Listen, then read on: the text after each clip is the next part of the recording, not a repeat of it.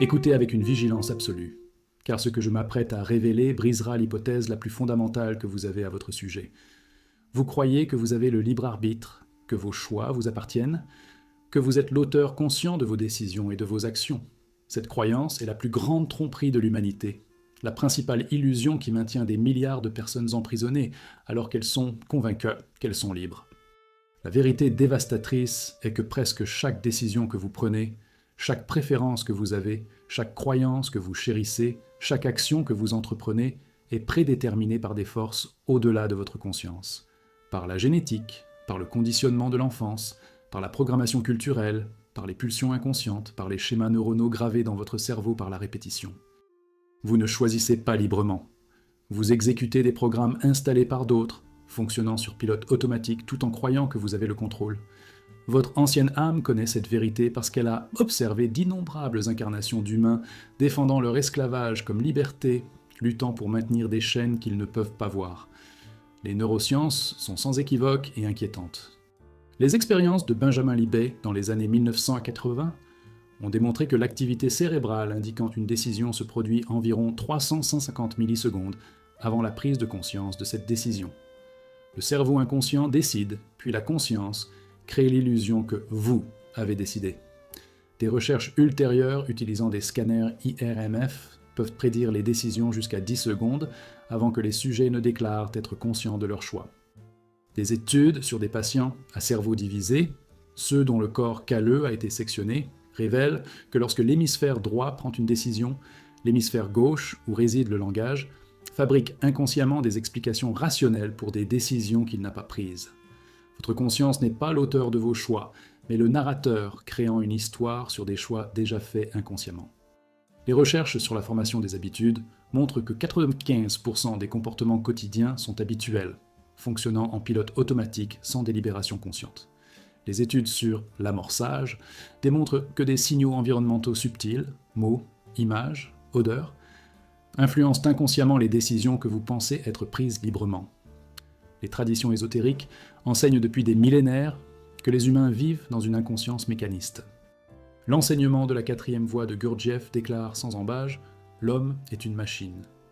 Les humains sont des mécanismes de stimulus-réponse exécutant des réactions programmées et non des êtres conscients faisant des choix libres. Ce n'est que par une observation de soi et un travail intérieur soutenu que l'on peut développer une véritable conscience et donc un véritable choix. Dans le bouddhisme, Anatman, le non-soi, enseigne que ce que vous appelez « je » est un ensemble de processus conditionnés et non un agent autonome. Il n'y a pas de « vous » qui fait des choix libres, il n'y a que des causes et des conditions produisant des actions. Le Bouddha a enseigné que nous sommes les esclaves du Tanha, l'envie, motivés par des soifs inconscientes programmées par le karma. Dans le Vedanta, les humains sont dans Maya, l'illusion, croyant qu'ils sont des individus séparés et dotés d'un libre arbitre alors qu'en réalité, ils sont la conscience elle-même, s'identifiant temporairement aux corps-esprits qui fonctionnent mécaniquement. Dans l'allégorie de la grotte de Platon, les prisonniers confondent les ombres avec la réalité et leurs propres pensées, avec le libre arbitre, sans jamais reconnaître qu'ils regardent des projections déterminées par des forces invisibles. La vraie philosophie commence par reconnaître votre esclavage. Les mécanismes qui entretiennent l'illusion du libre arbitre sont sophistiqués et auto-renforcés. Premièrement, la conscience est en retard sur l'action, mais revendique l'autorité. La décision se produit inconsciemment, puis la conscience construit un récit affirmant « j'ai choisi ceci », créant ainsi l'illusion d'un libre arbitre. Deuxièmement, une attention sélective. Vous vous souvenez des moments que vous avez délibérément choisis, oubliant les millions de choix automatiques que vous avez faits inconsciemment. Ce biais de sélection renforce la croyance au libre arbitre. Troisièmement, le renforcement culturel. La société vous traite comme un agent responsable, vous félicitant pour vos bons choix, punissant les mauvais, ce qui implique continuellement que vous choisissez librement. Cette pression sociale vous oblige à croire en votre agence. Quatrièmement, la défense de l'ego.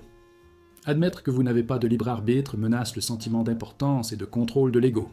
Votre psychisme déformera la réalité pour maintenir la croyance en l'autonomie. Cinquièmement, le sentiment de choisir. Lorsque vous délibérez entre des options, vous ressentez une activité mentale qui donne l'impression que vous prenez une décision sans jamais reconnaître que ce sentiment est épiphénoménal, survenant après la décision, sans la provoquer. Les symptômes de la vie sous l'illusion du libre arbitre imprègnent tous les aspects de la vie. Vous croyez avoir choisi librement votre carrière, mais si nous examinons vos conditionnements d'enfance, vos attentes parentales, vos valeurs culturelles, les pressions économiques, le choix devient prévisible.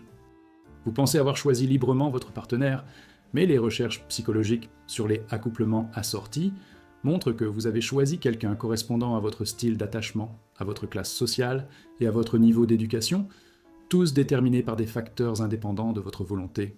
Vous pensez avoir choisi librement vos croyances, mais ces croyances correspondent étroitement aux croyances de l'autre. La culture, la famille et le groupe de pairs dans lequel vous êtes né, si vous étiez né ailleurs, vous choisiriez librement différentes croyances.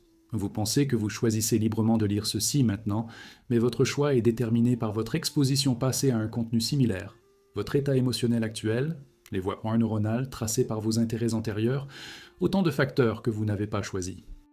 Le protocole permettant de voir à travers l'illusion du libre arbitre nécessite une auto-observation brutale. Premièrement, suivez vos décisions pendant une journée. Notez chaque choix, quoi manger, quoi porter, penser, faire. Analysez ensuite, d'où vient ce choix? Quels facteurs l'ont influencé? Était-ce vraiment libre ou déterminé par l'habitude, le conditionnement, les circonstances? Vous découvrirez que la plupart des choix sont automatiques. Deuxièmement, remarquez l'écart entre la décision et la prise de conscience. Portez une attention particulière au moment du choix. Vous commencerez à remarquer que les décisions surviennent d'elles-mêmes, et vous vous contentez d'en être témoin et de les raconter. Troisièmement, examinez vos croyances les plus chères. Remontez chacun jusqu'à son origine. Où avez-vous acquis cette croyance? Qui te l'a appris?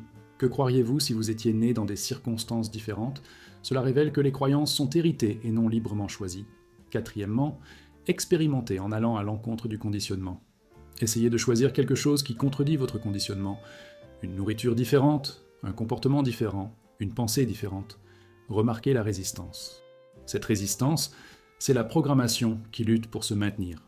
Et voici la vérité paradoxale qui libère. Reconnaître que vous n'avez pas de libre arbitre au sens conventionnel du terme est le début de la liberté réelle. L'illusion du libre arbitre vous maintient en esclavage parce que vous ne remettez jamais en question la programmation. Vous le défendez comme « mon choix », sans jamais examiner si ce choix était vraiment le vôtre ou s'il avait été imposé par d'autres. Lorsque vous voyez clair dans l'illusion, lorsque vous reconnaissez que vous êtes un robot biologique exécutant des logiciels génétiques et culturels, quelque chose de remarquable se produit.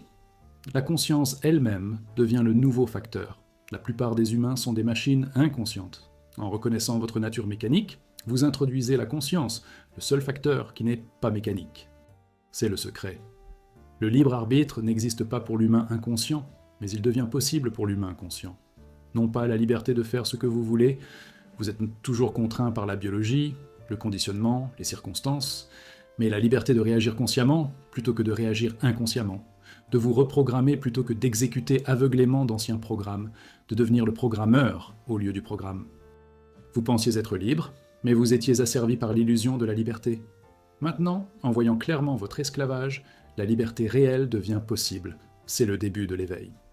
Nous entrons maintenant plus profondément dans le mécanisme de l'auto-tromperie, ce que vous appelez votre « moi », votre personnalité, vos préférences, vos croyances, vos valeurs, votre identité, ne vous appartient pas organiquement, mais est un logiciel programmé en vous par vos parents, votre culture, votre éducation, vos médias et votre expérience.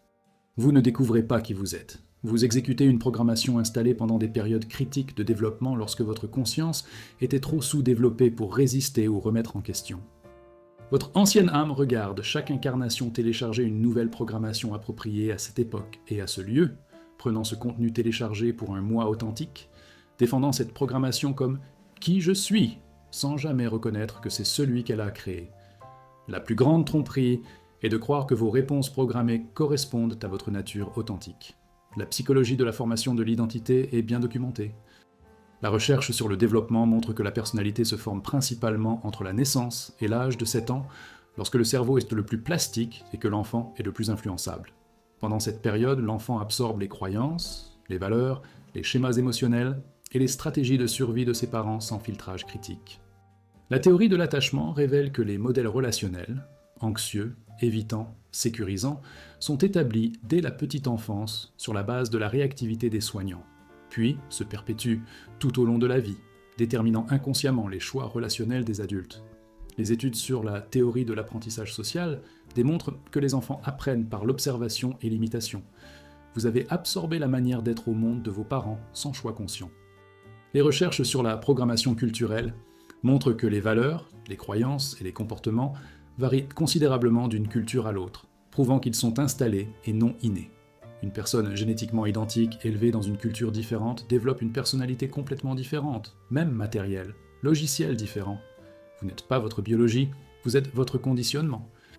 Les traditions ésotériques reconnaissent que les humains comme des récipients vides, remplis par des forces extérieures, jusqu'à ce qu'ils atteignent la conscience. Dans le soufisme, le nafs, le moi-ego, est décrit comme une personnalité mécanique construite à partir de conditionnements, de désirs et de peurs, se faisant passer pour un soi authentique. Le vrai soi, l'esprit, est enfoui sous cette fausse construction. Le travail spirituel consiste à démonter le nafs pour révéler le ru. Dans le bouddhisme, les skandhas, le F, les agrégats multiples, formes, sensations, perceptions, formation mentale, conscience, sont tous des phénomènes conditionnés sans soi inhérents. Ce que vous appelez vous est un ensemble de processus programmés. Dans le christianisme gnostique, les humains sont décrits comme portant des vêtements, des couches de fausses identités accumulées au cours de l'incarnation dans la matière, qui doivent être abandonnées pour révéler l'étincelle divine en dessous. Dans l'enseignement hermétique, les humains sont à la fois divins et animaux. Une conscience divine piégée dans un corps animal, programmée par les besoins animaux et le conditionnement social, oubliant la nature divine. Le grand œuvre consiste à déprogrammer, à supprimer les fausses couches pour révéler le vrai soi. Les mécanismes d'installation de la programmation sont systématiques et débutent avant la naissance. Programmation génétique, vous héritez du tempérament, des prédispositions et des tendances de vos ancêtres. Vous n'avez pas choisi la sensibilité de votre système nerveux, votre niveau d'anxiété de base ou vos récepteurs dopaminergiques. Programmation prénatale, les hormones de stress, le régime alimentaire et l'état émotionnel de la mère affectent le développement du cerveau du fœtus. Vous étiez programmé avant votre premier souffle.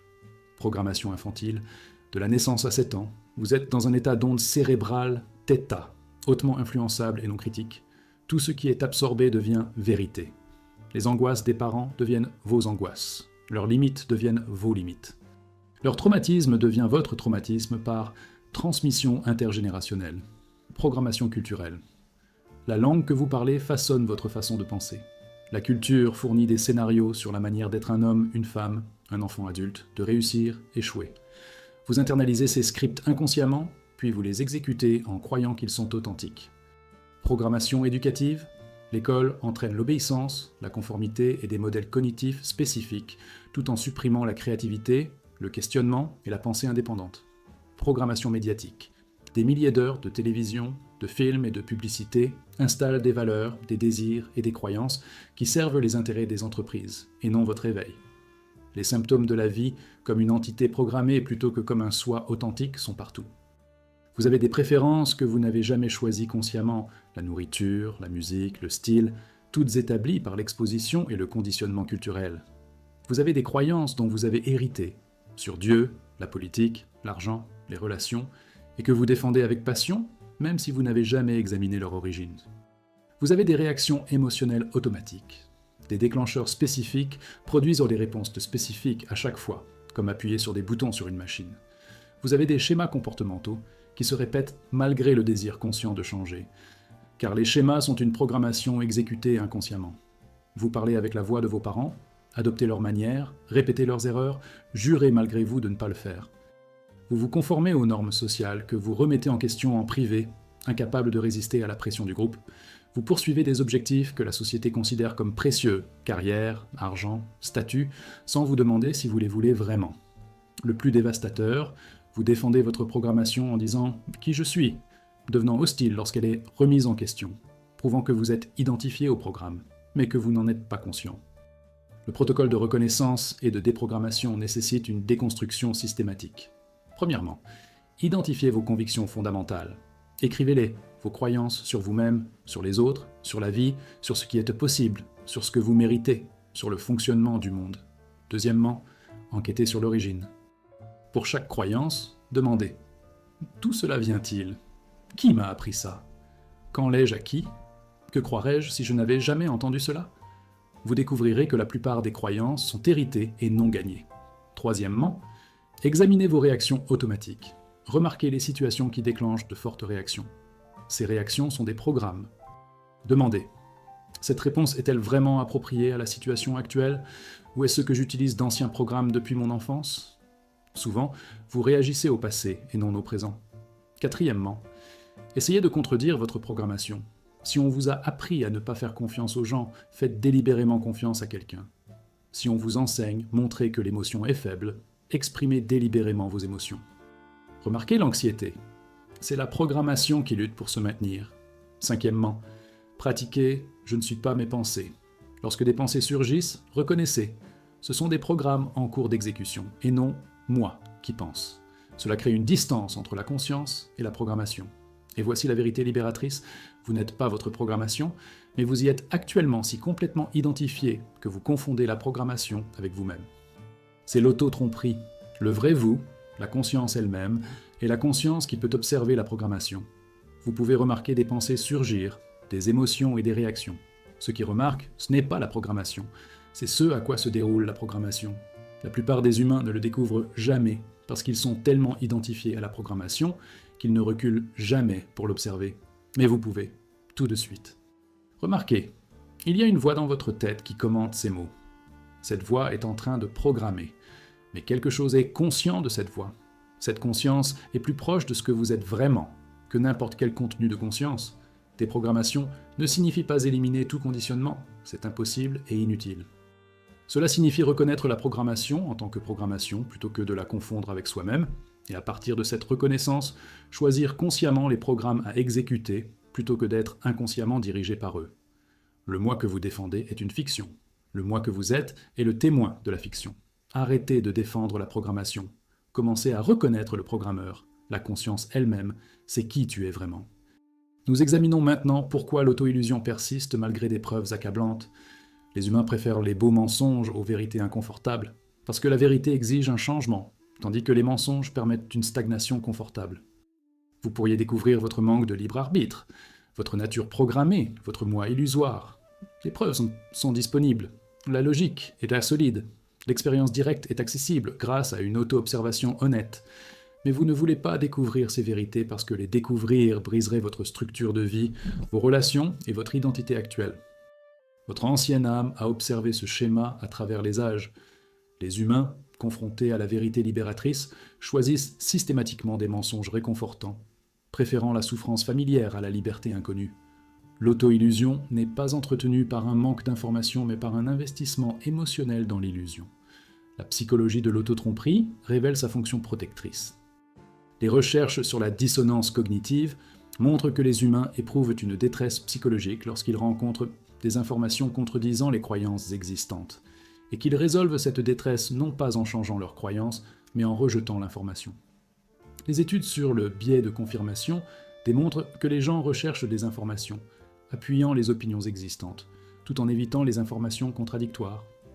Les recherches sur la persévérance dans la croyance prouvent que, même lorsque les preuves fondamentales d'une croyance sont complètement réfutées, les gens continuent de croire. Des études sur la théorie de la gestion du terrorisme montrent que lorsque la mortalité s'est mise en évidence, les gens s'accrochent plus étroitement aux visions du monde existantes, car celles-ci fournissent un tampon psychologique contre l'anxiété existentielle. Vos croyances ne concernent pas la vérité. Il s'agit de confort émotionnel et de survie psychologique.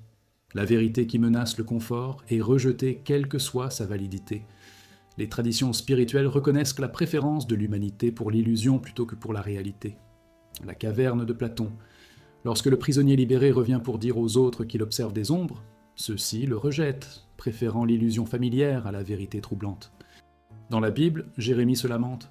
« Ils ont aimé errer, ils n'ont pas retenu leurs pieds, c'est pourquoi le Seigneur ne les accepte pas. » Les humains aiment leur errance, leur distraction, leur illusion, et résistent à la vérité, même d'origine divine. Le Bouddha a décrit Moha, l'illusion, comme l'un des 3 poisons racines. Les humains ne sont pas simplement ignorants, ils se trompent activement, s'accrochant à l'illusion parce qu'elle répond à des besoins psychologiques. Dans les textes gnostiques, les humains sont décrits comme étant ivres ou endormis, et les éveilleurs qui tentent de les réveiller sont attaqués parce que les dormeurs ne veulent pas se réveiller, Les rêves sont plus agréables que la réalité. Dans le Vedanta, Maya est une illusion poisseuse précisément parce qu'elle est séduisante, offrant plaisir, confort et distraction qui empêchent l'âme de chercher la vérité.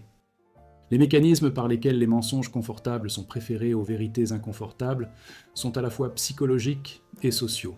Premièrement, la vérité exige la responsabilité. Si vous acceptez que vous n'avez pas de libre arbitre, vous ne pouvez pas blâmer les autres. Si vous acceptez que vous êtes programmé, vous devez vous déprogrammer. Si vous acceptez que la réalité matérielle est une illusion, vous ne pouvez pas vous cacher dans le matérialisme. La vérité exige du travail. Les mensonges autorisent la passivité. Deuxièmement, la vérité menace l'identité. Toute votre estime de soi repose sur des croyances concernant qui vous êtes. Découvrir que ces croyances sont fausses signifie la mort de l'identité, la dissolution de l'ego qui ressemble à une véritable mort. Les mensonges préservent l'ego, la vérité le détruit. Troisièmement, la vérité isole. Si vous vous réveillez à la vérité alors que tout le monde autour de vous dort dans l'illusion, vous devenez seul. Les illusions partagées créent une communauté. La vérité fait de vous un étranger. Les humains sont tribaux. L'isolement, c'est la mort. Mieux vaut partager de belles leçons avec la tribu que de détenir seul des vérités troublantes. Quatrièmement, la vérité élimine l'espoir. De nombreux mensonges sont porteurs d'espoir. Tout arrive pour une raison. Il y a de la justice dans l'univers. Vous êtes spécial. La vérité est souvent dure. La vie n'a de sens que le sens que vous créez. L'univers est indifférent. Vous n'êtes pas spécial. L'espoir est réconfortant. La vérité est froide. Les symptômes du choix de mensonges confortables plutôt que de vérités inconfortables sont omniprésents dans la vie moderne. Vous prétendez vouloir la vérité, mais évitez les livres, les enseignements et les personnes qui remettent en question vos croyances. Vous dites que vous voulez grandir, mais que vous résistez aux pratiques qui catalyseraient pour la croissance. Méditation, thérapie, travail de l'ombre, parce qu'elles sont inconfortables. Vous vous plaignez de votre vie, mais ne la changez pas parce que le changement est effrayant et la souffrance familière est confortable. Vous critiquez les autres pour leurs illusions tout en défendant les vôtres. Vous préférez les mensonges inspirants, les platitudes motivationnelles, spirituels contournements de tous, pensées positives, pour faire face aux problèmes actuels. Vous regardez des divertissements qui renforcent votre vision du monde, tout en évitant les contenus qui la remettent en question.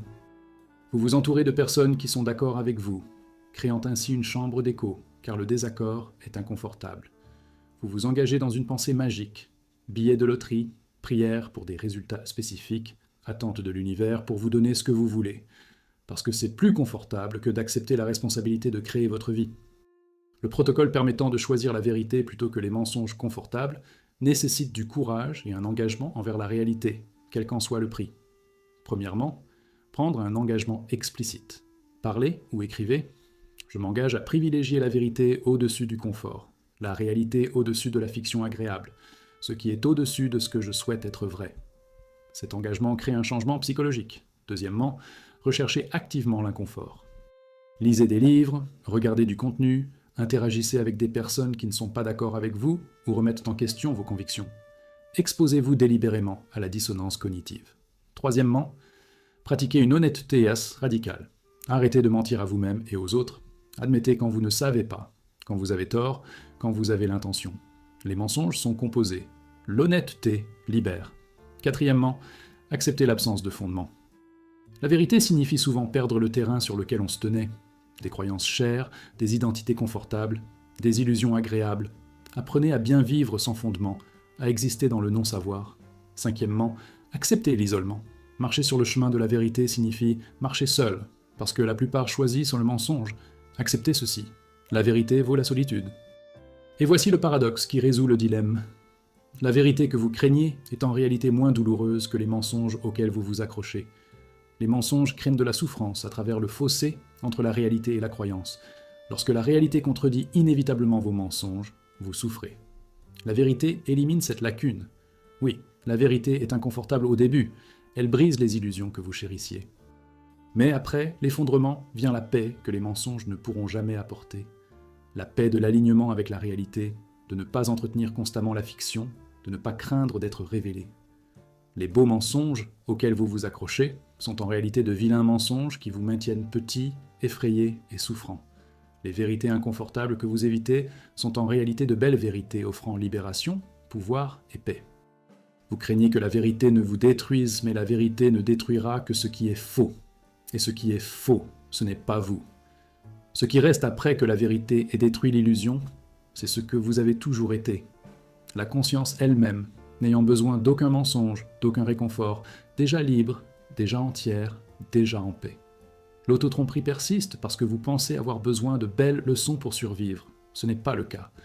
Vous avez besoin de vérité. Et la vérité, même si elle est initialement inconfortable, est la seule chose qui vous libère réellement. Choisissez-le, quel que soit le prix, parce que le coût d'une auto-illusion continue est bien plus élevé que le prix de la vérité. Nous dénonçons maintenant l'une des auto-illusions les plus élaborées de la société humaine, l'illusion que vous vivez dans des systèmes démocratiques libres où votre vote compte, où vous avez des choix significatifs, où les gouvernements représentent vos intérêts. Il s'agit peut-être de l'opération psychologique la plus réussie de l'histoire de l'humanité. Convaincre des milliards de personnes qu'elles sont libres, alors qu'elles sont systématiquement contrôlées, qu'elles choisissent alors qu'elles sont héritées, qu'elles sont des citoyens alors qu'elles sont des sujets. Votre âme ancienne reconnaît ce modèle dans chaque empire et civilisation. Les dirigeants ont découvert que les chaînes évidentes créent non la rébellion, mais que les chaînes invisibles, déguisées en liberté, créent une conformité volontaire.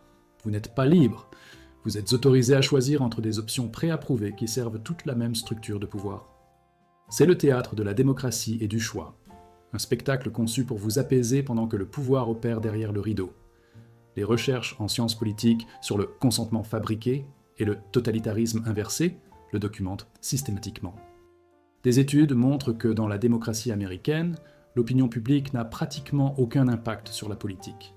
Les politiques sont en corrélation avec les préférences des élites et non avec les préférences des citoyens. Les recherches sur l'oligarchie révèlent qu'un infime pourcentage contrôle la richesse et donc le pouvoir, quelles que soient les formes démocratiques. L'analyse des systèmes bipartites montre que les deux partis servent les intérêts des entreprises tout en créant l'illusion d'un choix à travers des problèmes de division culturelle. Les études sur le comportement électoral démontrent que la plupart des votes sont l'expression d'une identité tribale et non une évaluation politique rationnelle. Les recherches sur l'influence des médias sur la démocratie prouvent que les informations que reçoivent les citoyens sont soigneusement organisées pour limiter le discours à des paramètres acceptables. Vous êtes autorisé à débattre de la manière de mettre en œuvre les objectifs politiques fixés par les élites et non à remettre en question les objectifs eux-mêmes. Vous choisissez entre Coca-Cola et Pepsi alors que les deux sociétés appartiennent aux mêmes investisseurs. C'est votre choix. Les traditions ésotériques ont toujours enseigné que les gouvernements visibles sont un théâtre dissimulant le pouvoir réel. La République, de Platon, décrit le noble mensonge.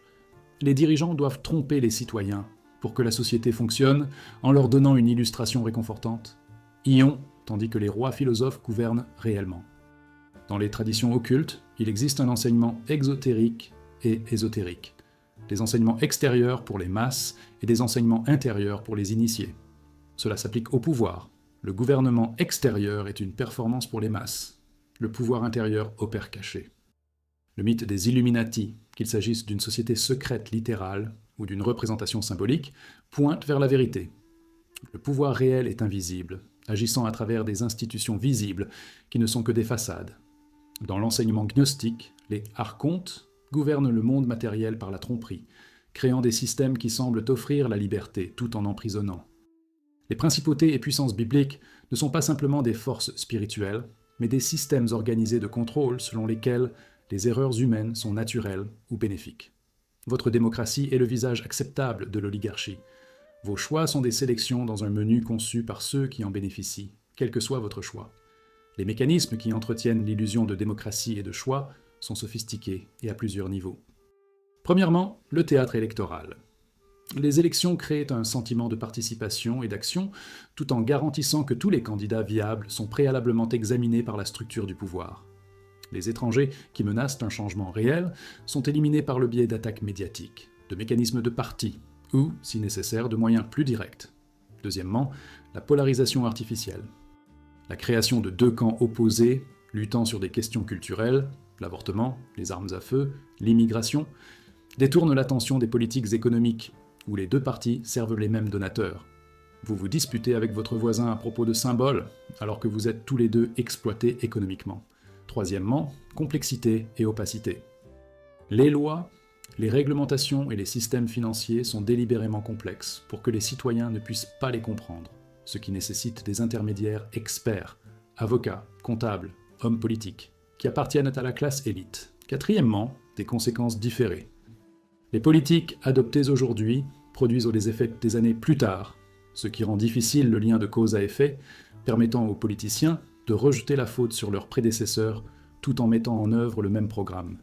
Cinquièmement, le pain et les cirques. Garder la population distraite par les divertissements, les sports, les potins sur les célébrités, les biens de consommation, nourris et amusés, et elle ne remarquera pas ou ne se souciera pas de son manque de liberté réelle. Les symptômes d'une vie dans un théâtre de démocratie plutôt que dans une démocratie réelle sont observables partout. Vous pensez que votre vote compte, mais les politiques restent largement inchangés, quel que soit celui qui est élu. Les deux partis promettent un changement. Ni l'un ni l'autre ne livrent. Vous avez la liberté d'expression, mais exprimer certaines idées entraîne un déclassement, une perte d'emploi, un ostracisme social. La liberté existe jusqu'à ce que vous disiez quelque chose qui menace le pouvoir, puis les conséquences vous rappellent votre place. Vous pouvez choisir parmi des milliers de produits, mais tous sont fabriqués par une poignée d'entreprises. L'illusion de choix sur le marché reflète l'illusion de choix en politique.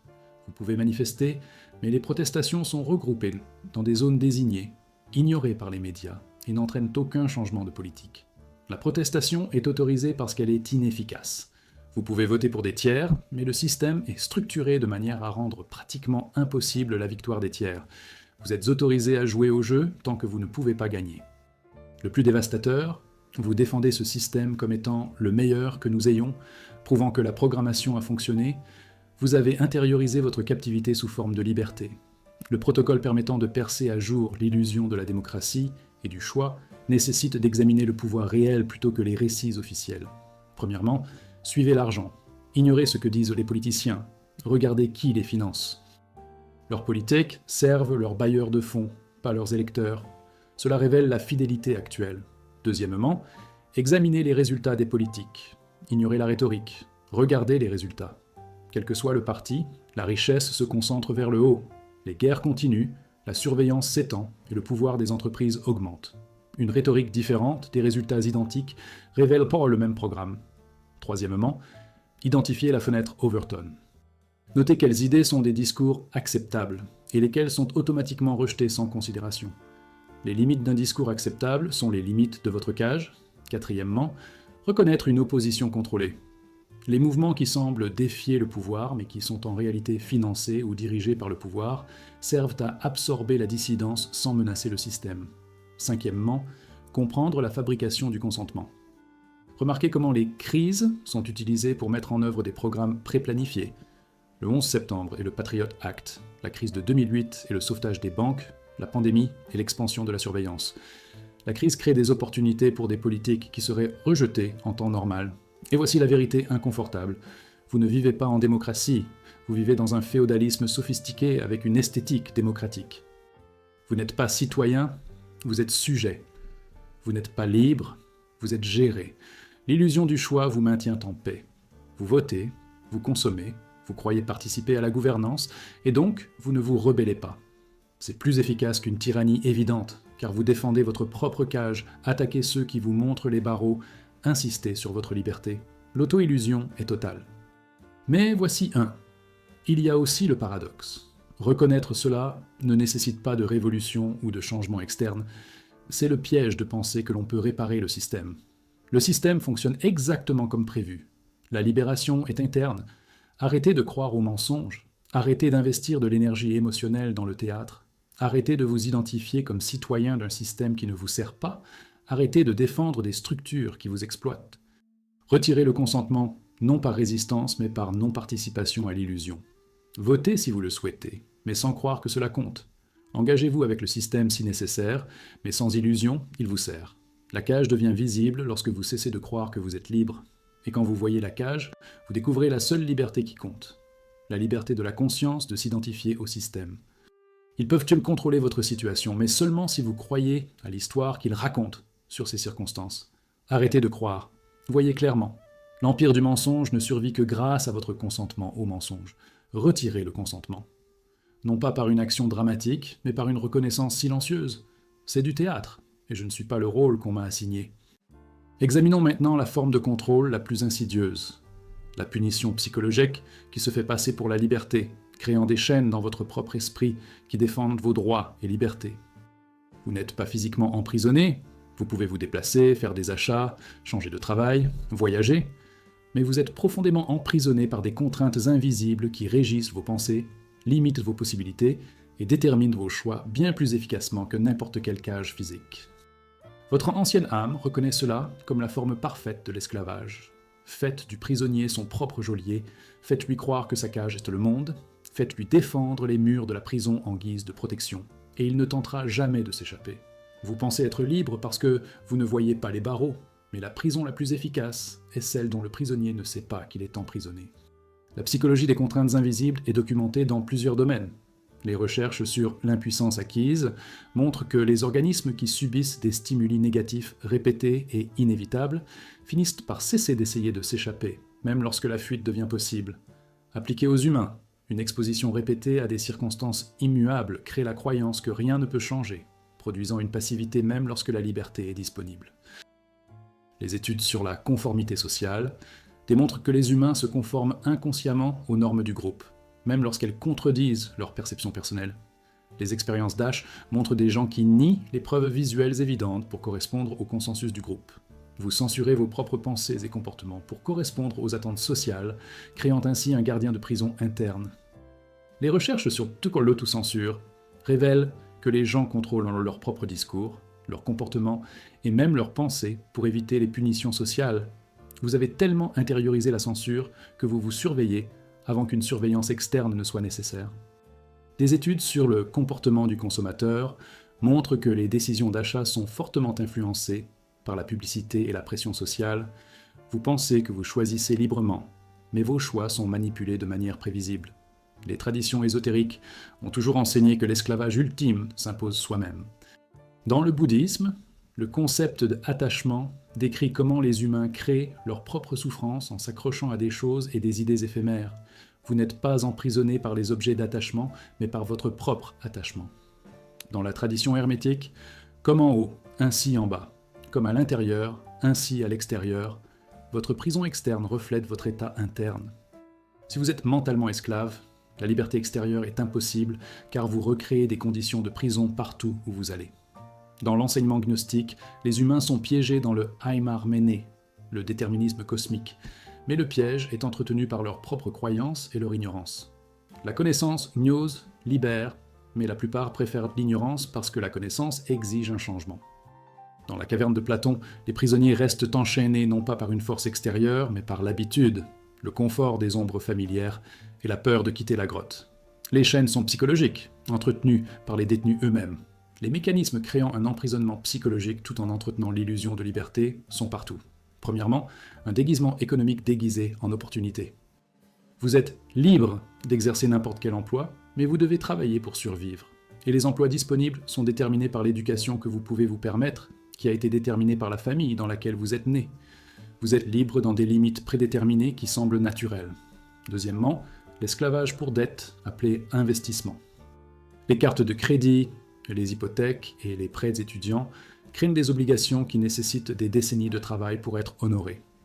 Vous n'êtes pas physiquement obligé de travailler, mais la dette vous y oblige indirectement, ce qui est plus efficace parce que vous vous en prenez à vous-même et non au système. Troisièmement, les prisons identitaires. Vous vous identifiez selon votre nationalité, votre race, votre religion, votre sexe, votre affiliation politique, et ces identités sont accompagnées de croyances, de comportements et de limites prescrits que vous vous contrôlez pour maintenir. Votre identité est votre cage. Quatrièmement, une conformité basée sur la peur. Vous n'êtes pas obligé de vous conformer aux normes sociales, mais vous craignez le jugement, l'ostracisme ou les conséquences d'une conformité volontaire impossible à distinguer de la coercition. Cinquièmement, la dépendance au confort.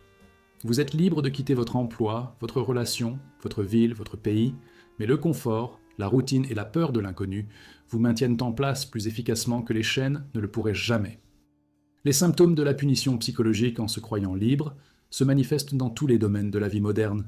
Vous vous plaignez de votre situation, mais ne la changez pas, prouvant que les contraintes internes, et non externes, sont le véritable obstacle.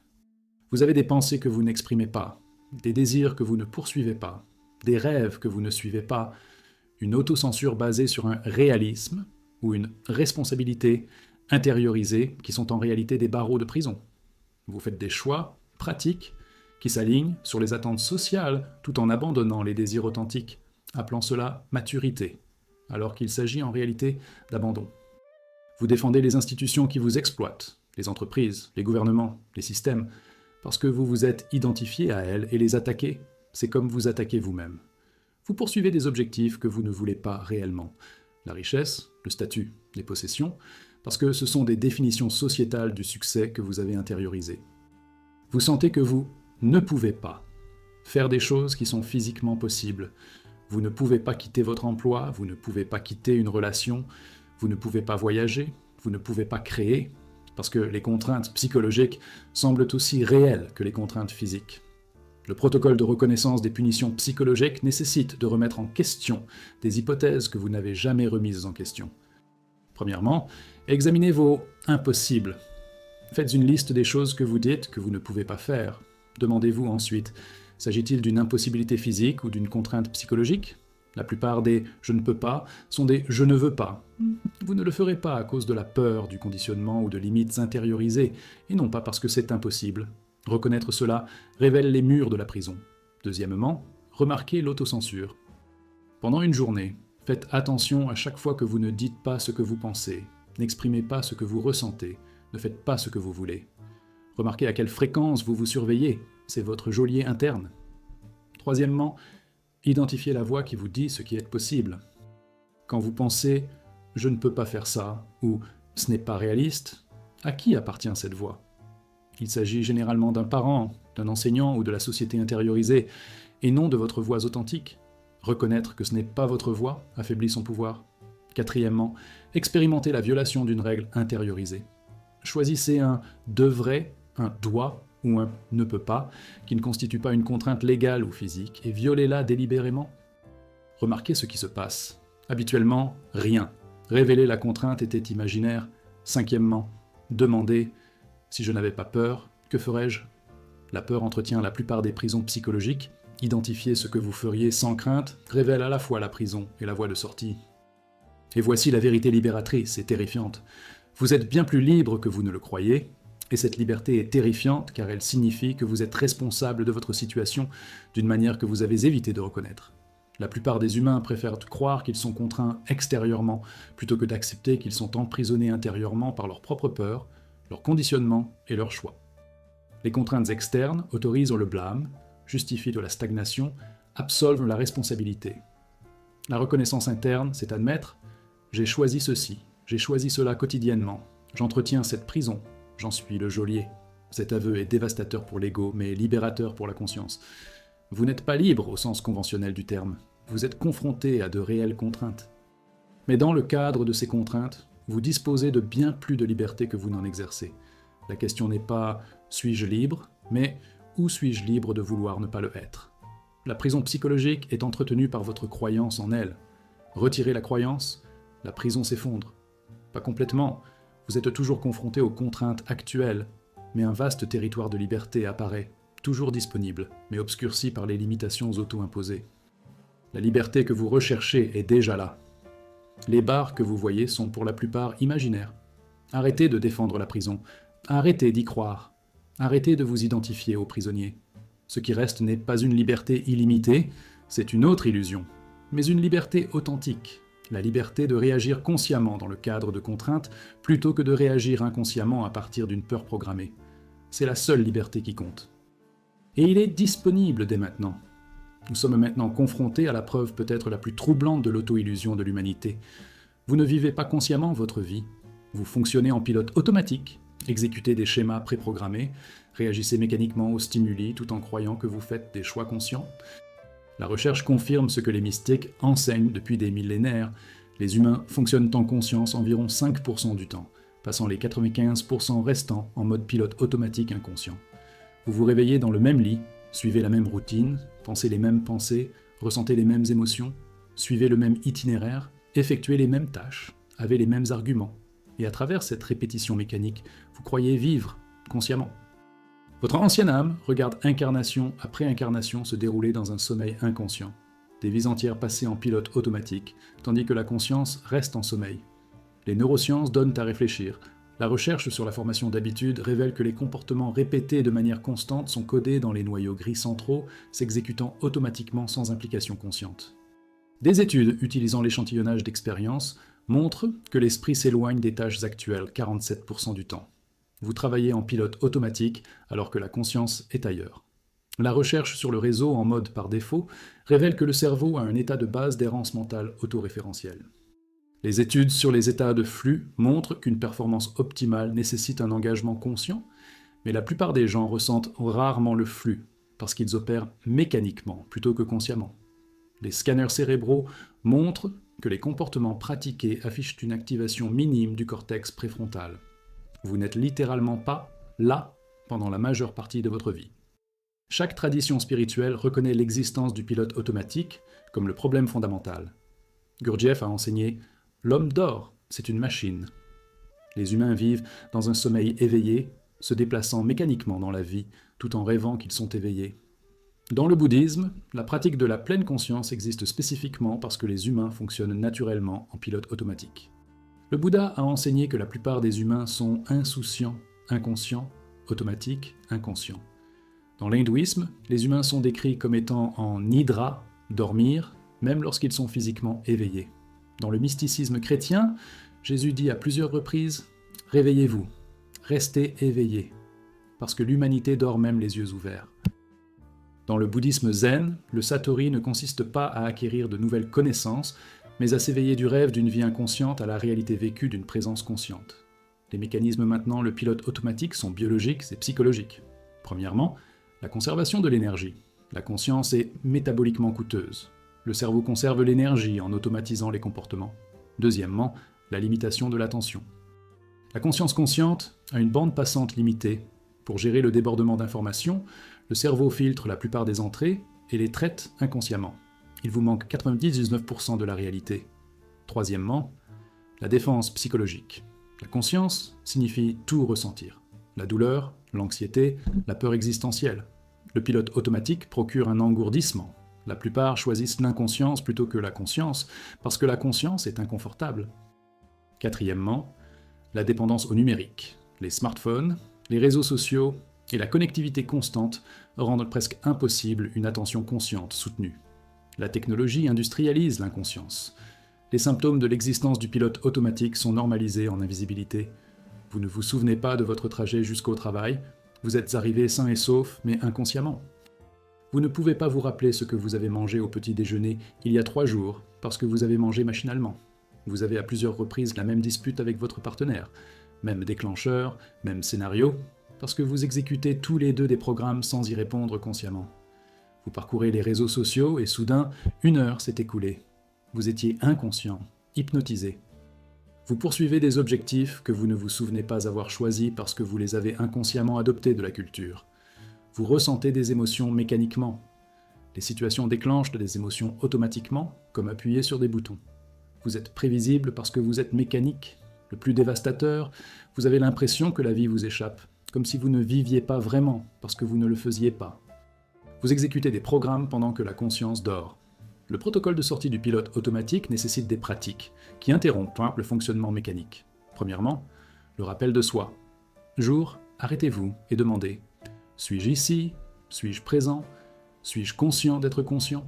Cela brise le pilote automatique, mettant la conscience au premier plan. Deuxièmement, faites tout consciemment. Choisissez une activité de routine et faites-la avec toute votre attention. Cela entraîne la conscience là où le pilote automatique fonctionne habituellement. Troisièmement, brisez délibérément les schémas. Empruntez différents itinéraires pour vous rendre au travail. Brossez-vous les dents avec la main opposée. Perturber la routine force la conscience, car la nouveauté ne peut pas être gérée sur pilote automatique. Quatrièmement, pratiquez la présence. Restez assis pendant 5 minutes sans rien faire. Pas de téléphone, pas de stimulation. Remarquez à quel point c'est difficile, à quel point l'esprit se rebelle. Cette difficulté révèle une dépendance à l'inconscience. Cinquièmement, créez des déclencheurs de sensibilisation. Réglez l'alarme du téléphone à des heures aléatoires. Êtes-vous réveillé ? Quand cela sonne, arrêtez-vous et vérifiez. Et voici la vérité. Vous avez été inconscient pendant la majeure partie de votre vie, manquant votre propre existence, somnambulant à travers des moments précieux qui ne reviendront jamais. C'est une reconnaissance dévastatrice, mais aussi une invitation. Vous pouvez vous réveiller, tout de suite. La conscience n'est pas quelque chose que l'on acquiert plus tard, elle est disponible immédiatement grâce au choix d'être présent. La difficulté est que l'inconscience est habitable, confortable, économe en énergie. La conscience est inconfortable, sans effort. Mais la conscience est vivante, et le pilote automatique n'est qu'une simple existence. La plupart des humains meurent sans avoir jamais vraiment vécu. Ils confondent le fonctionnement du pilote automatique avec la vie, sans jamais savoir ce qu'ils ont manqué. Vous le savez maintenant. Vous ne pouvez pas l'ignorer, réveillez-vous. Pas un jour, maintenant. Ce mot, le moment est le seul moment dont vous disposez. En êtes-vous conscient ou lisez-vous en pilote automatique? Plus tard, cela n'arrive jamais. Il n'y a que maintenant. Êtes-vous ici pour ça, ou votre propre vie vous manque-t-elle? Cette question détermine si vous vivez ou si vous existez simplement. Nous examinons maintenant l'une des autotromperies les plus complètes et les plus tragiques. Vous croyez que vous êtes un être civilisé, raffiné et évolué, alors qu'en réalité, vous êtes un animal domestiqué, des instincts sauvages supprimés, des pulsions naturelles canalisées vers des formes socialement acceptables, un moi authentique enfoui sous des couches de conditionnement conçus pour vous rendre utile à la civilisation mais mort pour votre propre nature. Comme un loup élevé dans un caniche, comme un cheval sauvage transformé en serviteur docile, vous avez été systématiquement apprivoisé, dressé, domestiqué jusqu'à ce que vous ne vous souveniez plus que vous étiez autrefois sauvage, libre, dangereux. Votre ancienne âme pleure cette domestication parce qu'elle a été témoin du lent écrasement de l'esprit humain au cours des millénaires de civilisation, observant chaque génération devenir plus docile, plus contrôlé, plus éloigné de sa nature primitive. Vous n'êtes pas un humain libre, vous êtes un animal domestique qui a oublié que vous êtes en cage parce que la cage est devenue votre identité. Les preuves anthropologiques sont claires. Les humains chasseurs-cueilleurs vivaient en petites tribus, travaillaient environ 15 à 20 heures par semaine pour survivre et consacraient le reste du temps à leurs loisirs, à leur communauté et à leurs rituels. Ils étaient sauvages, autonomes, connectés à la nature, entre eux, à leur corps. Avec l'agriculture et la civilisation est venue la domestication. Les humains se sont sédentarisés, ont accepté la hiérarchie, ont travaillé de plus longues heures, ont suivi des règles, ont supprimé leurs instincts. Les preuves squelettiques montrent que les humains domestiqués sont plus petits, en moins bonne santé et plus malades que leurs ancêtres sauvages. La recherche psychologique montre que les peuples autochtones conservent des capacités cognitives et une gamme émotionnelle que les humains civilisés ont perdues. Des études sur le syndrome d'autodomestication révèlent que les humains ont subi les mêmes changements génétiques et comportementaux que les animaux domestiques. Cerveau plus petit, agressivité réduite, docilité accrue, caractéristiques juvéniles à l'âge adulte. Vous êtes littéralement une version domestiquée de vos ancêtres sauvages, élevés pour la conformité, entraînés pour la servitude, conditionnés pour les besoins de la civilisation plutôt que pour votre propre épanouissement. Les traditions spirituelles décrivent cette domestication comme une chute de la grâce. Le jardin d'Éden représente l'état humain sauvage, nu, sans honte, en harmonie avec la nature, avec soi-même. Manger de l'arbre de la connaissance représente la civilisation, l'acquisition du conditionnement social, de la honte, des règles, de la séparation de l'état naturel. L'expulsion du jardin est une domestication. Vous ne pouvez pas retourner à la nature sauvage une fois civilisé. Dans le taoïsme, retourner au Tao signifie retrouver son état naturel avant le conditionnement social. Devenir comme un bloc non sculpté, comme un nourrisson, comme un animal sauvage agissant selon son instinct plutôt que par un comportement appris. Lao Tse a écrit « Abandonnez l'apprentissage et mettez fin à vos ennuis. Apprendre est une domestication. » Dans le bouddhisme, les enfants et les animaux sont plus proches de la nature de Bouddha que les adultes instruits parce qu'ils n'ont pas été entièrement conditionnés. Dans l'enseignement gnostique, le monde matériel, la civilisation, est une prison emprisonnant des étincelles divines. La nature sauvage est plus proche de la divinité que de la civilisation. Les mécanismes de domestication sont systématiques et commencent dès la petite enfance. Premièrement, la suppression des pulsions naturelles. Les enfants sont naturellement curieux, énergiques, sensuels et spontanés. La civilisation les apprend à rester assis, à se taire, à contrôler leurs impulsions et à retarder la gratification. Les pulsions naturelles ne sont pas éliminées, mais canalisées vers des débouchés agréés ou réprimés. Deuxièmement, dommage pour l'installation. On vous apprend que votre corps est honteux, que vos désirs sont faux et que votre expression authentique est inappropriée. La honte crée un contrôle interne. Vous vous contrôlez vous-même avant qu'une surveillance externe ne soit nécessaire. Troisièmement, récompense de la conformité. Les enfants obéissants reçoivent l'approbation, les notes et les friandises. Les enfants rebelles sont punis, soignés et qualifiés de désordonnés. Vous apprenez, la conformité est synonyme de survie. Quatrièmement, la discipline du temps. Le rythme humain naturel est cyclique. Se reposer quand on est fatigué, manger quand on a faim, travailler quand on est inspiré. La civilisation impose des horaires artificiels, horloges, horaires, délais, qui vous entraînent à ignorer les signaux du corps et à suivre les dictats extérieurs. Cinquièmement, la suppression émotionnelle. On vous apprend que certaines émotions sont acceptables, bonheur, calme, tandis que d'autres ne le sont pas. Colère, chagrin, désir. Vous apprenez à réaliser des émotions approuvées, tout en supprimant les émotions authentiques. Les symptômes de la domestication imprègnent la vie moderne. Vous ignorez les signaux de votre corps. Travaillez lorsque vous êtes épuisé, mangez selon votre horaire plutôt que par faim, supprimez le besoin de mouvement, d'air frais, de soleil, de connexion avec la nature. Vous présentez une personnalité socialement acceptable, tandis que votre moi authentique reste caché. Au travail, vous êtes un professionnel, à la maison, vous êtes un soignant, avec des amis, vous recevez. Mais qui êtes-vous lorsque vous effectuez des arrêts? Vous ne le savez pas parce que le moi authentique est enterré depuis si longtemps. Vous ressentez constamment une anxiété légère, car vivre contre votre nature crée une tension psychologique. Vous avez besoin. Il s'agit d'une validation externe parce que vous avez perdu la connexion avec la connaissance interne. Vous êtes accro à la stimulation parce que la vie domestique est sous-stimulée. Vous avez besoin de caféine pour vous réveiller, d'alcool pour vous détendre, de divertissement pour vous sentir vivant, car la vitalité naturelle a été formée par vous. Vous craignez la folie chez vous-même et chez les autres? La spontanéité semble dangereuse, les émotions fortes semblent menaçantes, le non-conformisme déclenche l'anxiété. Vous êtes devenu le maître de votre propre domestication. Le protocole de réensauvagement nécessite de récupérer délibérément les aspects supprimés de sa nature. Premièrement, renouer avec le corps. Passez du temps dans la nature, pieds nus sur terre, en sentant le soleil et le vent.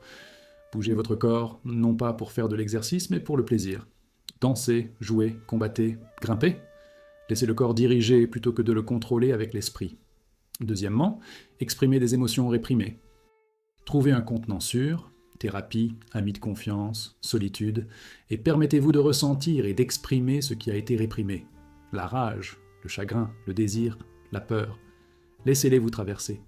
Troisièmement, brisez les règles arbitraires. Identifiez les règles que vous suivez uniquement pour l'approbation sociale et non pour une véritable éthique. Cassez-en un délibérément. Mangez avec les mains. Marchez pieds nus en ville. Dites la vérité, c'est socialement gênant. Remarquez que vous survivez. Quatrièmement, réduire la dépendance au numérique. La technologie est un outil de domestication. Elle vous éloigne du corps, de la nature, de l'expérience directe. Passez du temps sans écran, sans médiation de la réalité, sur tous les appareils. Cinquièmement, pratiquez la spontanéité. Faites quelque chose d'imprévu, suivez votre impulsion, soyez imprévisible. La domestication et la prévisibilité, la nature sauvage et la spontanéité. Et voici la vérité paradoxale. Vous ne pouvez pas retourner à l'état sauvage total. Vous êtes civilisé et c'est irréversible. Mais vous pouvez être domestiqué consciemment plutôt qu'inconsciemment. Vous pouvez reconnaître le conditionnement, comprendre son objectif et choisir les aspects à maintenir et ceux à libérer. Vous pouvez être civilisé par choix plutôt que par contrainte. Il s'agit de la nature sauvage sacrée. Maintenir le lien avec la nature primitive tout en opérant dans la civilisation. Le loup qui se souvient qu'il est un loup, même s'il vit parmi les humains. Vous n'êtes pas obligé de rejeter complètement la civilisation. Ce n'est pas pratique et peut-être régressif. Mais vous devez reconnaître, vous n'êtes pas naturellement aussi docile, aussi contrôlé. Vous avez terminé de cette façon. Et sachant cela, vous pouvez récupérer des morceaux de sauvagerie, vos instincts, votre authenticité, votre pouvoir, votre vitalité. L'humain domestiqué est en sécurité, mais mort à l'intérieur. L'humain sauvage est dangereux mais vivant. Vous avez été domestiqué. Maintenant, resauvagez. Pas complètement, mais suffisamment pour vous rappeler que vous êtes un animal, pas une machine. De quoi se sentir à nouveau vivant. Nous arrivons maintenant au moment de l'éveil potentiel. Reconnaître que vous n'êtes pas un agent autonome, mais une marionnette dansant sur des fils que vous ne pouvez pas voir, et que reconnaître cette apparente impuissance est paradoxalement le premier pas vers le pouvoir réel. Vous êtes la marionnette de votre génétique, de votre conditionnement, de vos pulsions inconscientes, de votre programmation culturelle, de vos schémas neuronaux, et croire que vous êtes un agent indépendant faisant des choix libres est le sort qui vous maintient en esclavage. Votre ancienne âme comprend ce paradoxe. L'ego doit être vaincu pour que le soi émerge, la fausse autonomie doit être percée pour que la véritable autonomie devienne possible. La marionnette doit reconnaître qu'elle est une marionnette avant de pouvoir couper les ficelles. Cela rompt le charme de la fausse autonomie, l'auto-illusion selon laquelle vous êtes déjà libre, alors qu'en réalité, vous êtes entièrement contrôlé par des forces que vous n'avez jamais examinées. Le cadre philosophique est issu des débats sur le déterminisme et le compatibilisme. Les déterministes durs soutiennent que le libre arbitre est une illusion. Toutes les actions sont déterminées par des causes antérieures remontant au Big Bang. Vous n'avez pas choisi vos gènes, vos parents, vos expériences d'enfance, votre culture, votre structure cérébrale, tout vous a été donné. Ces facteurs déterminent votre personnalité, qui détermine vos choix. Où est la liberté ? Les compatibilistes soutiennent que la liberté n'est pas une absence de causalité, mais un acte selon sa nature, sans contrainte extérieure. Mais si votre nature est déterminée, est-ce là la liberté ? Les mystiques vont plus loin. Il n'y a pas de vous, séparé, qui fait des choix. Il n'y a que la conscience qui est témoin des choix découlant de processus conditionnés. Le choix est lui-même une illusion. Ce que vous appelez « mon choix », c'est l'univers agissant à travers le modèle temporaire que vous appelez « moi ». Reconnaître cela est dévastateur pour l'ego, mais libérateur pour la conscience. Les traditions ésotériques enseignent que reconnaître son manque d'autonomie est une première initiation. Dans le zen, il y a le koan. Qui est le maître ? Les étudiants cherchent à trouver celui qui contrôle, pour finalement découvrir qu'il n'y a pas de maître distinct, juste des processus qui surviennent et se succèdent. Dans le soufisme, le nirvana, l'annihilation, implique de reconnaître que le soi séparé n'existe pas, que seul Dieu agit, que ce que vous pensiez être votre volonté est la volonté de Dieu qui s'exprime à travers vous. Dans le Vedanta, reconnaître que vous n'avez pas de libre arbitre est une étape vers la reconnaissance de votre véritable nature. Ayez pour témoin la conscience. Vous n'êtes pas l'acteur, mais la conscience dans laquelle le jeu apparaît. Dans le christianisme, ta volonté, pas la mienne, est la soumission à la reconnaissance que la volonté personnelle est une illusion et que seule la volonté divine est réelle. Dans le taoïsme, le Wu Wei, l'action sans effort, n'est possible que lorsque vous arrêtez d'essayer d'imposer votre volonté personnelle et permettez au Tao d'agir à travers vous. Chaque tradition enseigne. Le moi séparé qui essaie de contrôler est le problème, pas la solution. Les mécanismes qui entretiennent l'illusion d'autonomie malgré les preuves de déterminisme sont des défenses psychologiques protégeant le moi. Premièrement, le biais d'attribution. Vous attribuez les succès à vos choix et les échecs à des facteurs externes, créant ainsi l'illusion d'un libre arbitre. Deuxièmement, la construction narrative. Vous créez des histoires expliquant vos actions comme choisies, même lorsqu'elles ont été déterminées par des facteurs inconscients. La narration se déroule après coup, revendiquant rétroactivement son autorité. Troisièmement, le sentiment de délibération. Lorsque vous réfléchissez aux options, vous faites l'expérience d'une activité mentale qui donne l'impression que c'est vous qui décidez, sans jamais reconnaître que cette activité est elle-même déterminée. Le sentiment de choix n'est pas une preuve de choix. Quatrièmement, le renforcement social. La société vous traite comme un agent responsable, ce qui implique continuellement que vous choisissez librement. Cette confirmation externe constante rend le doute interne difficile. Cinquièmement, la terreur du déterminisme. Si vous n'avez pas de libre arbitre, qui êtes-vous ? À quoi ça sert ? Les implications existentielles sont si menaçantes que les mécanismes de défense rejettent cette possibilité, indépendamment des preuves. Les symptômes d'une vie sous l'illusion d'une fausse autonomie apparaissent comme une confusion et une souffrance persistante. Vous vous blâmez pour les mauvais choix et vous vous attribuez le mérite des bons, sans jamais reconnaître qu'aucun d'eux n'est vraiment libre. Cela crée de la culpabilité pour le premier et de la fierté pour le second, toutes deux inutiles. Vous pensez que vous auriez pu choisir différemment, créant ainsi des regrets et des ruminations sur le passé ? Mais si le choix était déterminé, le regret est inutile. Vous avez du mal à changer les comportements que vous n'aimez pas, croyant que la volonté devrait être suffisante, sans jamais reconnaître que la volonté elle-même est déterminée par des facteurs indépendants de votre volonté. Chimie cérébrale, niveau de stress, signaux environnementaux. Vous ressentez une paralysie décisionnelle parce que vous pensez que vous êtes responsable de choisir le bon, ce qui crée de l'anxiété. Vous jugez les autres pour leurs choix, sans jamais reconnaître qu'ils sont aussi déterminés que vous. Vous vous engagez dans une planification imaginaire, croyant que vous pouvez contrôler l'avenir grâce à de bons choix, sans jamais reconnaître que l'avenir est largement déterminé par des facteurs déjà en mouvement. Le protocole pour briser le charme de la fausse autonomie nécessite d'abandonner l'illusion de contrôle. Premièrement, enquêtez sur les décisions. Prenez une décision récente et tracez tous les facteurs qui l'influencent. État émotionnel, événements récents, expériences passées, prédispositions génétiques, conditionnement culturel. Reconnaître, étant donné tous ces facteurs, auriez-vous réellement pu choisir différemment? Habituellement, non. Deuxièmement, avisez les décisions qui en découlent. Surveillez attentivement lorsque vous prenez des décisions. Remarque, la décision apparaît d'elle-même, puis vous la revendiquez comme la vôtre. Vous ne prenez pas de décision, vous êtes témoin de leur fabrication et vous les racontez comme étant les vôtres. Troisièmement, pratiquez le non-faire. Essayez de ne pas penser à quelque chose. Essayez de ne pas vouloir quelque chose. Essayez de ne pas être vous-même. Remarque, vous ne pouvez pas. Des pensées surgissent, des désirs surgissent, la personnalité s'exprime, tout cela sans votre contrôle. Quatrièmement, s'abandonner à ce qui est. Arrêtez de lutter contre la réalité, arrêtez d'insister sur le fait qu'elle devrait être différente. Ce qui surgit est ce qui surgit. Acceptez-le. Il ne s'agit pas de passivité, mais de reconnaissance de la situation actuelle. Cinquièmement, demandez « Si je n'ai pas de libre arbitre, qui suis-je » Méditez sur cette question. La réponse dissout l'illusion d'un soi séparé et autonome. Et voici la libération paradoxale. Lorsque vous reconnaissez pleinement que vous n'avez aucune autonomie au sens conventionnel du terme, un espace s'ouvre à différents types de liberté. La plupart des humains sont des marionnettes inconscientes, exécutant des programmes génétiques et culturels, sans en être conscients. En reconnaissant que vous êtes une marionnette, vous introduisez la conscience, et la conscience, même si elle ne peut pas faire de vous une marionnette, peut observer le spectacle de marionnettes, sans s'identifier à la marionnette. C'est la liberté au-delà de la fausse autonomie. Non pas la liberté de faire ce que vous voulez, mais la liberté de croire que vous êtes la douleur. Des actions se produisent, des pensées surgissent, la vie se déroule. Mais la conscience qui en est témoin est libre, car elle n'est pas identifiée au processus. Il s'agit d'être témoin d'une présence, d'une conscience sans choix, d'une reconnaissance du fait que vous n'êtes pas le personnage de l'histoire, mais la conscience dans laquelle l'histoire apparaît. La marionnette qui sait qu'elle est une marionnette transcende le monde des marionnettes, non pas en prenant le contrôle, mais en reconnaissant qu'elle n'a jamais eu le contrôle, et qu'elle n'en a pas besoin.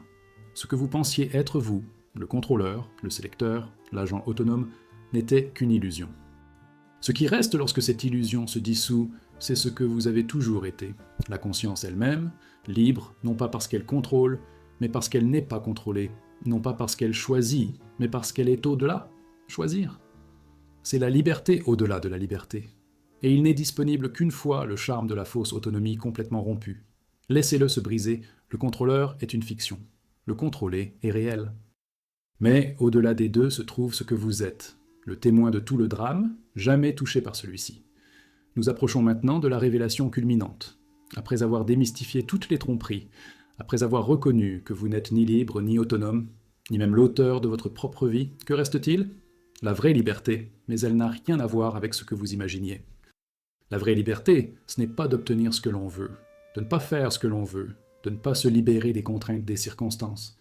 La vraie liberté consiste à reconnaître que vous n'êtes pas l'entité qui serait libre ou asservie, vous êtes la conscience témoin à la fois de la liberté et de l'esclavage, sans être touché par l'un ou l'autre. Votre ancienne âme a recherché cette reconnaissance tout au long de sa vie, confondant diverses formes de liberté extérieure avec la libération, jusqu'à finalement comprendre « La véritable liberté n'est pas une question de circonstances, mais d'identité. Vous êtes libre, non pas lorsque vous changez ce qui se passe, mais lorsque vous changez la personne qui, selon vous, vit ce qui se passe. » Le cadre philosophique provient d'une philosophie pérenne et de traditions non duelles. La vraie liberté n'est pas la liberté politique, ni la richesse, ni le pouvoir, ni même l'autonomie.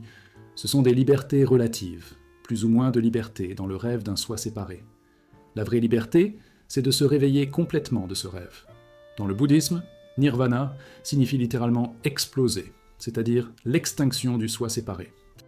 Lorsque la fausse identité se dissout, ce qui reste est la liberté primordiale. La liberté d'être n'importe qui, la liberté de n'avoir besoin de rien, la liberté de craindre quoi que ce soit. Dans le Vedanta, moksha, signifie la libération de l'identification avec le corps et l'esprit. Vous réalisez votre vraie nature en tant que pure conscience. Immuable, illimité, intouchable, vous n'avez jamais été réellement lié, sauf en croyant l'être. Dans le taoïsme, la liberté est Wu Wei. Ne pas essayer d'être libre, mais reconnaître que vous l'êtes déjà parce que le vous, qui aurait besoin d'être libéré, n'existe pas en fin de compte. Dans le mysticisme chrétien, mourir à soi libère. Lorsque l'ego meurt, la conscience du Christ, conscience universelle, demeure. Vous êtes libre parce que vous êtes parti. Les traditions spirituelles distinguent deux types de liberté. La liberté samsarique, la liberté dans le rêve, est ce que recherchent la plupart des gens. Plus d'argent, de meilleures relations, une bonne santé, des expériences agréables. Il ne s'agit pas d'une libération, mais d'une amélioration des conditions de détention. Même si vous parvenez à des circonstances parfaites, vous restez lié par la peur de les perdre, par le désir d'en avoir plus, par l'identification au corps qui vieillira et mourra. Cette liberté est temporaire et conditionnelle, les circonstances peuvent toujours changer. La liberté nirvanique, la liberté du rêve, est ce vers quoi les mystiques pointent, la reconnaissance que vous n'êtes pas le personnage du rêve, mais la conscience qui rêve le personnage.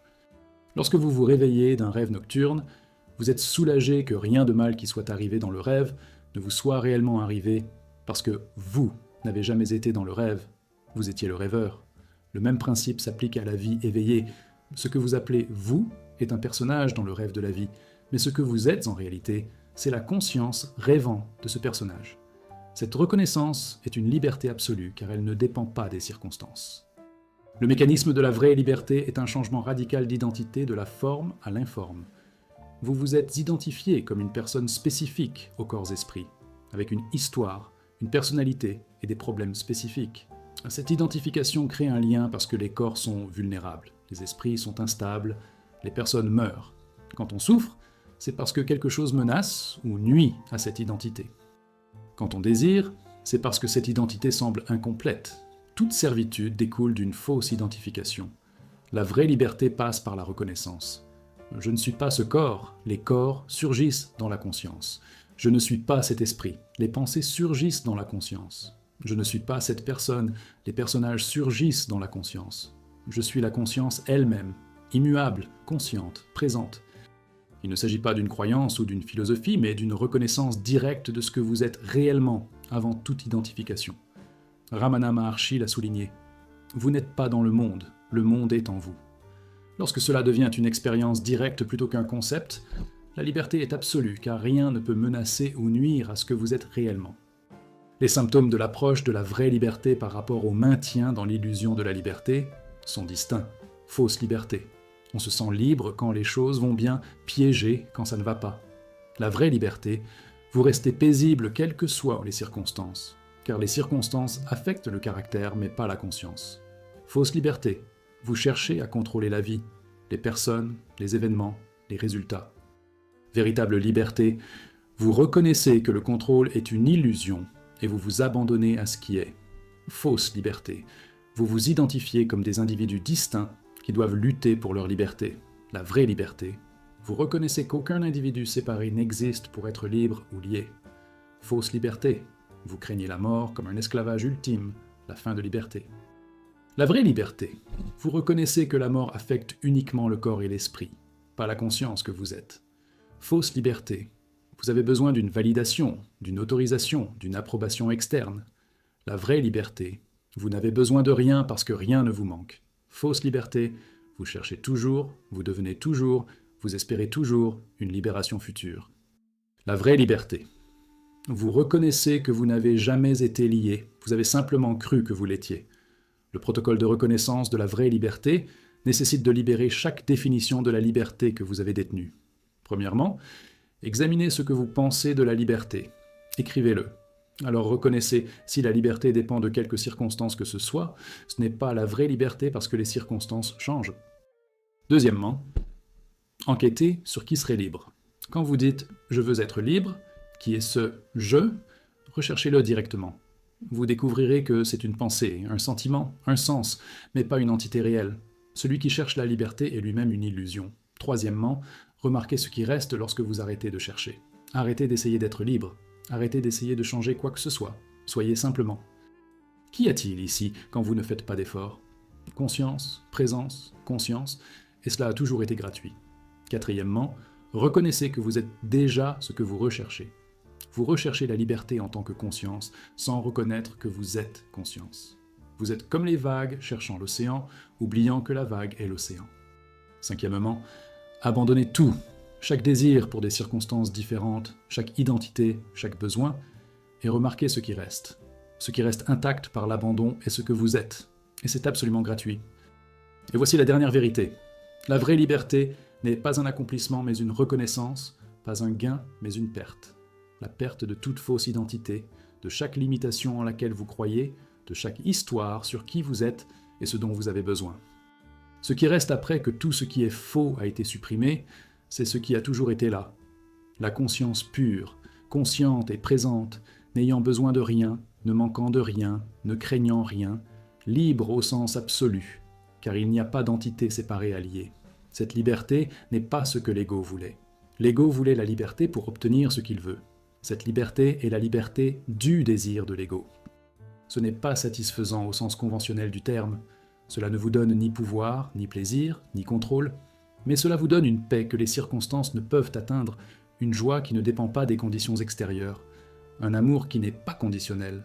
L'auto-illusion était de croire que la liberté consiste à obtenir ce que l'on veut. La vérité, c'est que la liberté, c'est reconnaître que vous êtes déjà ce que vous voulez vraiment, la conscience elle-même qui est complète, entière et libre. Pas libre de faire quoi que ce soit, le corps-esprit a toujours des contraintes. Mais libre d'être le corps-esprit, la conscience qui est témoin du corps-esprit sans être limité par lui. C'est la vraie liberté. Et cela est disponible non pas après une recherche supplémentaire, mais en reconnaissance, vous êtes déjà cela. Vous avez toujours été libre. Vous avez simplement cru à l'histoire, alors que vous n'y croyez pas. Laissez tomber l'histoire.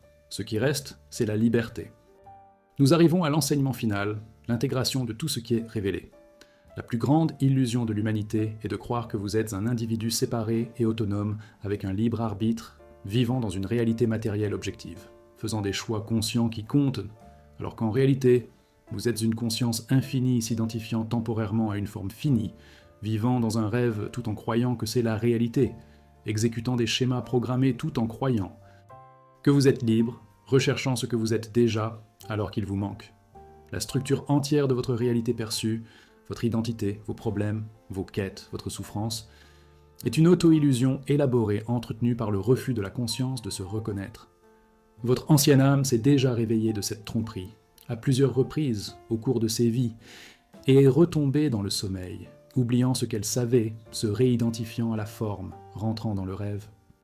Maintenant, vous vous trouvez une fois de plus au seuil de l'éveil, voyant clairement l'auto-tromperie, confronté au choix, continuer à défendre l'illusion, ou vous abandonner à la vérité, quel qu'en soit le prix. La nature de l'éveil n'est pas d'acquérir de nouvelles informations, mais de reconnaître ce que vous avez toujours été.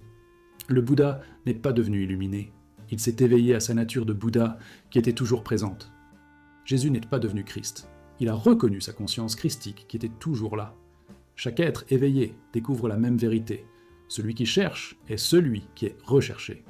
Vous n'êtes pas une personne essayant d'atteindre la conscience, vous êtes une conscience identifiée à tort comme une personne. L'éveil, c'est la conscience qui se reconnaît, comme si on oubliait son nom puis s'en souvenait. Rien n'est gagné, l'amnésie est simplement corrigée. Mais cette simple correction transforme tout, car toute la structure de votre vie est construite sur l'amnésie. Lorsque vous vous souvenez de qui vous êtes, le rêve ne change pas nécessairement, mais vous le reconnaissez comme un rêve, et cette reconnaissance vous libère de prendre le rêve au sérieux.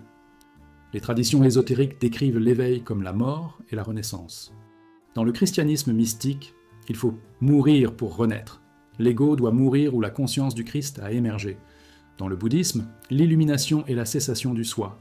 Le soi séparé ne s'illumine pas, il se dissout, révélant ce qui a toujours été là. Dans le soufisme, Phanabhaka, annihilation et subsistance, le faux soi s'annihile et le vrai soi demeure. Dans l'hindouisme, moksha signifie la libération de l'illusion d'une existence séparée. Dans l'alchimie hermétique, le magnum opus culmine avec la mort du soi vil et la naissance du soi doré. Chaque tradition enseigne ce que vous pensez être doit mourir pour que ce que vous êtes réellement soit révélé. Cette mort n'est pas physique mais psychologique. Mort de l'identification, mort de la croyance en la séparation, mort de l'illusion que vous défendez comme réalité. Et contrairement à la mort physique, vous restez conscient à travers elle, expérimentant la dissolution de tout ce que vous pensiez être tout en découvrant ce que vous avez toujours été. Le mécanisme de l'éveil consiste simplement à voir au-delà de l'auto-tromperie. C'est comme reconnaître une illusion d'optique. Une fois que vous la voyez, vous ne pouvez plus la ignorer. Les lignes qui ressemblaient à des longueurs différentes sont désormais évidemment égales. Le visage qui paraissait vieux paraît désormais jeune. Vous n'avez pas changé l'image. Tu as vu ce qui était toujours là. L'éveil, c'est voir que vous n'avez jamais été réellement lié, jamais réellement séparé, jamais réellement l'entité limitée que vous croyez être. Mais cette vision doit être directe et non intellectuelle. Vous pouvez comprendre le concept d'illusion d'optique tout en continuant à voir l'illusion. Ce n'est que lorsque vous voyez directement à travers cela qu'il cesse de vous tromper. C'est la même chose avec l'auto-tromperie. Comprendre que vous n'êtes pas une entité distincte ne suffit pas. Vous devez reconnaître directement votre nature en tant que conscience elle-même. Cette reconnaissance peut se produire spontanément, par le biais d'une crise, de la méditation, de la grâce, mais elle peut également être cultivée par l'enquête, la pratique et la volonté de voir la vérité, quelle que soit la manière dont elle menace l'identité. Les symptômes de l'éveil comprennent une identification décroissante à l'histoire personnelle. Votre histoire semble moins la vôtre, plus proche de l'histoire que vous avez observée. Diminution de la peur, en particulier de la mort. Lorsque vous reconnaissez que vous n'êtes pas le corps, la mort perd sa terreur. Présence croissante, moins de temps passé à réfléchir sur le passé, futur, plus de temps à être conscient du présent. Compassion spontanée, se reconnaître dans tous les êtres parce que la séparation est reconnue comme une illusion. Besoin décroissant de validation externe, la connaissance interne devient suffisante. Tolérance au paradoxe, capacité à contenir des contradictions sans avoir besoin de résolution. Simplicité, la complexité de la recherche se dissout dans la simplicité de l'être. Et le plus important, une paix qui ne dépend pas des circonstances, car la paix est reconnue comme sa nature et non comme un acquis. Ces symptômes ne signifient pas que l'éveil est complet. L'éveil n'est pas un événement, mais une reconnaissance continue qui doit être vécue, incarnée et approfondie. Le protocole d'éveil n'est finalement pas un protocole car toutes les techniques présupposent normalement quelqu'un qui a besoin de s'éveiller, ce qui renforce l'illusion. Mais certains indicateurs peuvent prendre en charge la reconnaissance. Premièrement, enquêter directement. Qui suis-je ?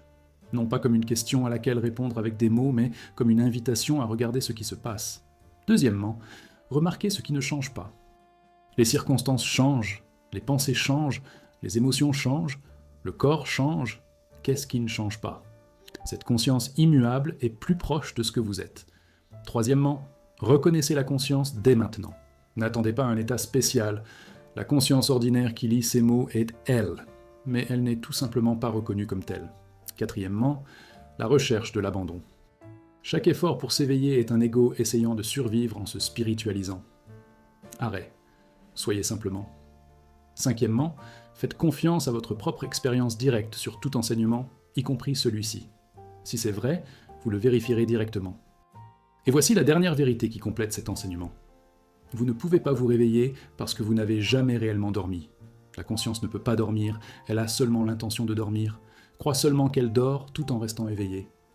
Tout ce voyage a été une conscience qui se raconte des histoires de perte pour pouvoir se retrouver, d'être lié pour pouvoir expérimenter la liberté, d'être séparé pour pouvoir expérimenter l'union. La plus grande tromperie n'est pas que vous soyez trompé, mais que vous croyez que l'éveil est quelque chose qui arrivera dans le futur à quelqu'un qui ne l'a pas encore. Vous êtes déjà réveillé. Vous êtes déjà cela. Vous êtes déjà libre. Vous faites simplement semblant de manière très convaincante que ce n'est pas le cas, en jouant un cache-cache avec vous-même. Le jeu continue tant que vous y croyez. Dès que vous voyez clair, le jeu ne se termine pas nécessairement. La vie continue, mais vous savez que c'est un jeu. Et sachant que c'est un jeu, vous pouvez jouer librement, de manière créative, avec joie, sans le prendre au sérieux, sans subir de victoires et de défaites, sans craindre la fin. C'est nous réveiller de la plus grande auto-illusion. Reconnaître que vous n'êtes pas un joueur dans le jeu, mais une conscience jouant tous les rôles, non pas un personnage dans l'histoire, mais une conscience dans laquelle toutes les histoires apparaissent. Tu es THA. Tu as toujours été cela. Vous ne pouvez jamais ne pas être cela. La seule question est, saurez-vous reconnaître ce que vous êtes ? Pas plus tard, pas après de nouvelles recherches, pas quand les conditions seront réunies, maintenant. Regardez. Regardez vraiment. Qu'est-ce qui est conscient de ces mots ? Qu'est-ce qui est conscient de cette conscience ? C'est ça. C'est toi. Ça a toujours été toi. Arrêtez de prétendre le contraire. L'auto-tromperie ne prend pas fin lorsque vous obtenez quelque chose, mais lorsque vous cessez d'avoir l'intention de ne pas être déjà ce que vous recherchez. Arrêtez de faire semblant. Soyez ce que vous êtes. C'est l'éveil. C'est la liberté. C'est la fin de la plus grande auto-illusion. Et il est disponible dès maintenant.